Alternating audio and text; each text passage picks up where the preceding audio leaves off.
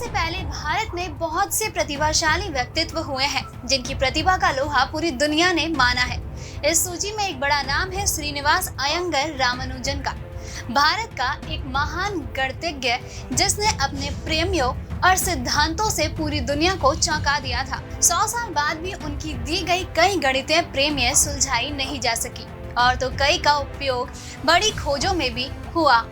हर साल 22 दिसंबर को उनके जन्मदिन पर देश राष्ट्रीय गणित दिवस मनाता है। गणित के क्षेत्र के संख्या का विश्लेषणात्मक सिद्धांत, दीर्घवृत्तीय फलन, सतत फलन और अनंत श्रेणियों में उनका विशेष योगदान है। आज श्रीनिवास अयंगर रामानुजन के जन्मदिन पर आइए जानते हैं उनके जीवन की कुछ अनसुनी बातों के बारे में। साथ ही जानते हैं उनके महान गणितज्ञ बनने के सफर के बारे में।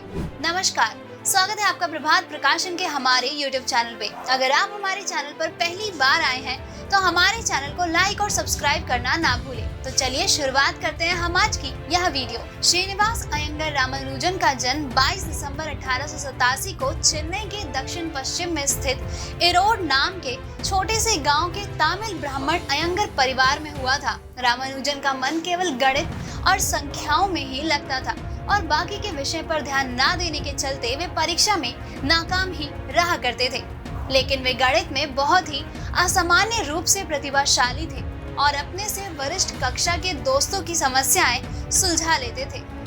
एक बार तो अन्य विषयों में नाकाम होने से वे तंग आकर आत्महत्या का प्रयास भी कर बैठे थे। फिर किसी तरह 12वीं पास करने के बाद वे मदरसा पोर्ट ट्रस्ट में क्लर्क की हैसियत से काम करने लगे। इस दौरान उन्होंने गणित पर काम करना नहीं छोड़ा और इसके साथ ही वह ब्रिटिश गणितज्ञ G.H. हर्डी को पत्र लिखकर अपने किए गए गणितीय कार्यों की जानकारी देते थे। शुरू में हर्डी ने उन्हें नजरअंदाज किया, लेकिन वे ज्यादा देर तक ऐसा नहीं कर सके। जल्द ही वे समझ गए कि उन्हें किसी जीनियस के खत मिल रहे हैं। इसके बाद रामानुजन के द्वारा हल की गई समस्याओं का अध्ययन करने के बाद उन्होंने रामानुजन को इंग्लैंड बुलवाया और उन्हें कैम्ब्रिज में स्कॉलरशिप भी दिलवाई। एक बार इंग्लैंड में हर्डी और रामानुजन के साथ एक रोचक किस्सा हुआ। एक बार जब हर्डी बीमार रामानुजन को अस्पताल में देखने के लिए गए, तब उन्होंने रामानुजन को बताया कि उन्हें टैक्सी का नंबर बहुत ही साधारण सा लगा।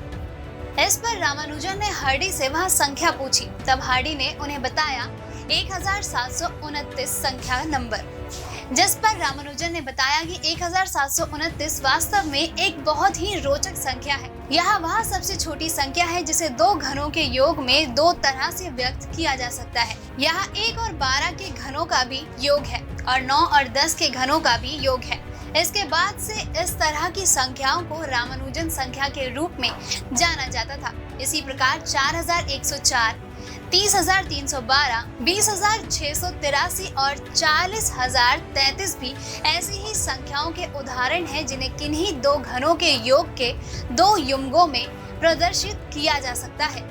इंग्लैंड में ही रामानुजन का कार्य दुनिया के सामने आया, जिसमें हर्डी का एक बहुत बड़ा योगदान रहा। उन्होंने रामानुजन का बहुत सहयोग किया।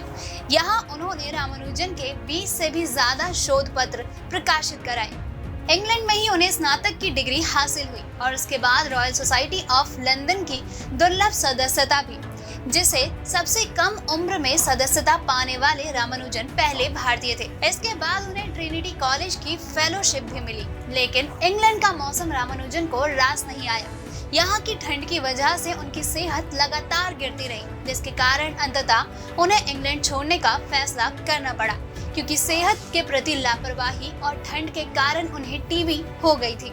इसलिए 1919 में वह भारत लौटे और फिर 26 अप्रैल 1920 को उन्होंने 32 साल की अल्पायु में ही दुनिया को अलविदा कह दिया। आपको बता दें, रामानुजन पर लिखे कई लेखों में इस बात का जिक्र है कि उनके अधिकांश कार्य अभी भी वैज्ञानिकों के लिए अबूझ पहेली बने हुए हैं। एक बहुत ही सामान्य परिवार में जन्मे रामानुजन पूरे विश्व को आश्चर्यचकित करने की अपनी इस यात्रा में इन्होंने भारत को अपूर्व गौरव प्रदान किया। उनका वह पुराना रजिस्टर जिस पर वे अपने प्रमेय और सूत्रों को लिखा करते थे, 1976 में अचानक ट्रिनिटी कॉलेज के पुस्तकालय में मिला। श्रीनिवासन अयंगर रामानुजन के जीवन के बारे में और जानने के लिए आप प्रभात प्रकाशन के द्वारा प्रकाशित अद्भुत गणितज्ञ श्रीनिवास रामानुजन पुस्तकों की मदद ले सकते हैं। इन पुस्तकों को आप फ्लिपकार्ट और अमेज़न की मदद से ऑर्डर कर सकते हैं। इसके अलावा आप इन पुस्तकों को स्क्रीन पे दिखाए जा रहे नंबर की मदद से भी मंगवा सकते हैं।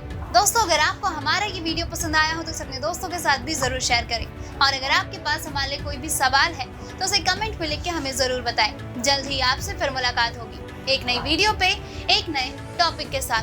तब तक के लिए नमस्कार।